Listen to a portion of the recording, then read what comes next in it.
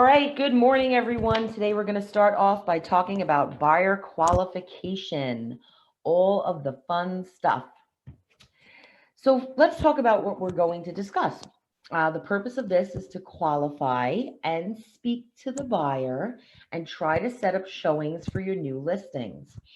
These leads have connected with us through Zillow and normally want an appointment for the listing they have contacted us for. You want to try and make the appointment, but also qualify them to see if you would like to continue working with them. That is the basis. Somebody call, right? When you're filling out an online, thing, you look something up, you want information, right? There's a purpose to you filling out this thing online and this inquiry, right? You're putting your name, your email, your phone number, and whatever it is that you want. Oh, I'd like to see 123 Main Street. I'd like more information on 123 Main Street, whatever that is. Most of the time it's for information or an appointment. So your goal is to have a discussion with them, a discussion to give them value and also try to find out some information about them. It is not to be an order taker. And I know you guys hear me say that all the time. So what are some of the main points, right? Of course, you want to know the neighborhood, the property type, price range, other additional requirements, right? You want to know, why are they looking to buy? Do they need to sell to buy? Are they pre-approved? Do they have cash? If they're not pre-approved, make sure you're recommending one of the mortgage brokers. But if you get on the phone and you answer the phone and you're like, oh, hi, and they say, oh, hi, Josephine, I would like to see 123 Main Street. The first thing you say is, when do you want to see it? Do not say, do you have a pre-approval? Well, when are you looking to buy? Oh, tell me what kind of house you're looking for. Are you looking for single families?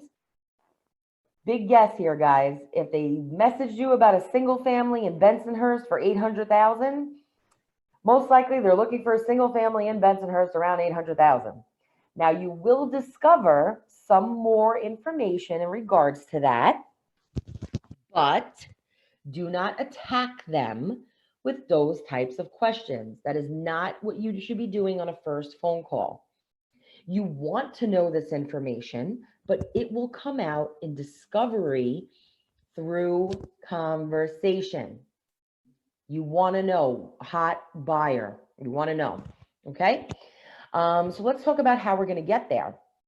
So first of all of your conversations should be built around Ford. And we did an entire class about this. What is Ford? Family, occupation, recreation, dream. If you want, you can go on the YouTube channel, go on a knowledge library. It'll tell you all about Ford. You talk to them about them. This is conversational. This is even used when people go on dates and make friendships. The Ford acronym, family, occupation, recreation, dream. These are things that you should be conversating about. And then LP Mama is what you're keeping in the back of your mind when you're having those conversations. So you always want to know location, what neighborhood they're looking in, price, what is their price range, motivation. I wish this could be number one because it is. How motivated they are to buy a home. Agent, did they sign a buyer agency agreement with another agent? Mortgage, are they paying cash or will they need a mortgage? And appointment, close for the appointment.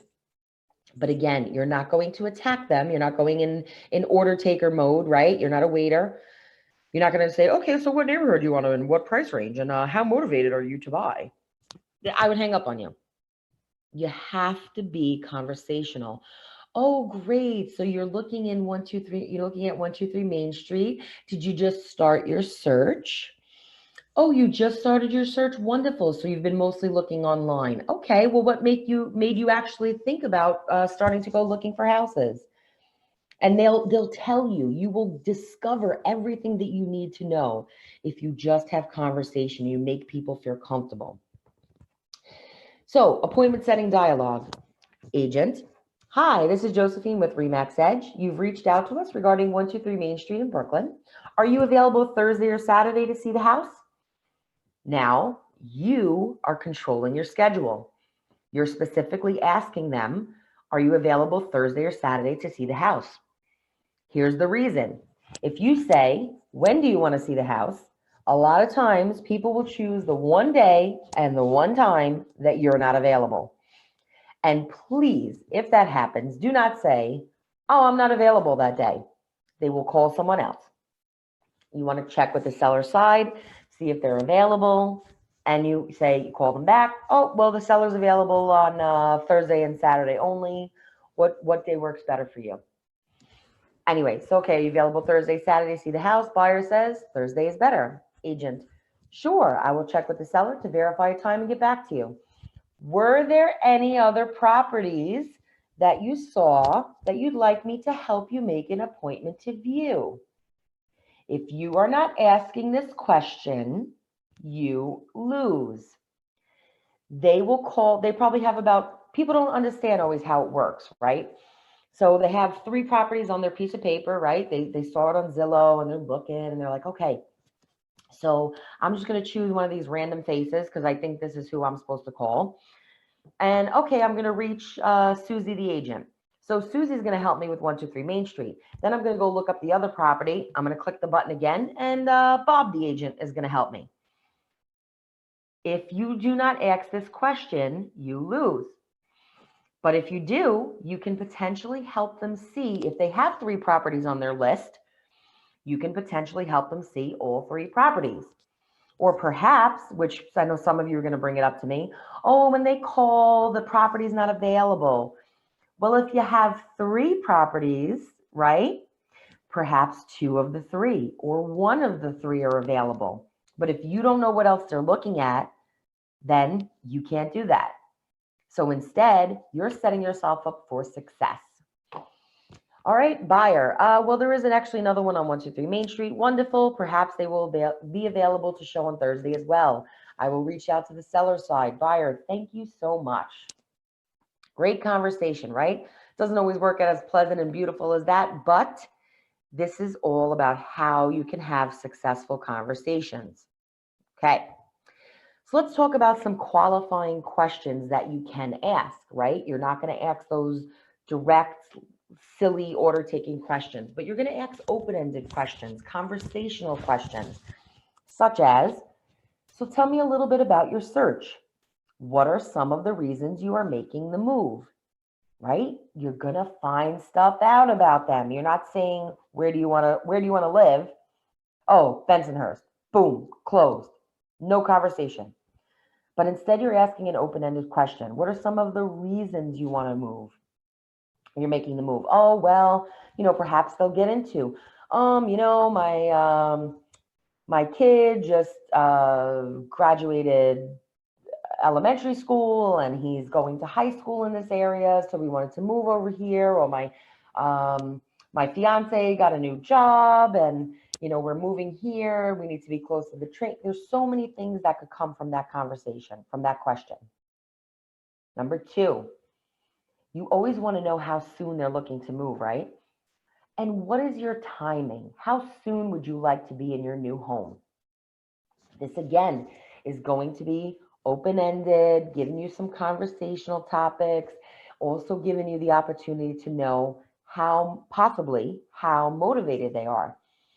Oh, for instance, if someone says, oh, well, we're just kind of looking. If we find something that we like, then we'll make the move.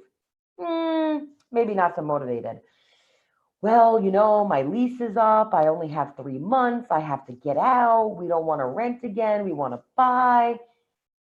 Timing. That buyer sounds a lot more proactive and hot than the other buyer that's just kind of looking around, and if they find something they like, they'll buy.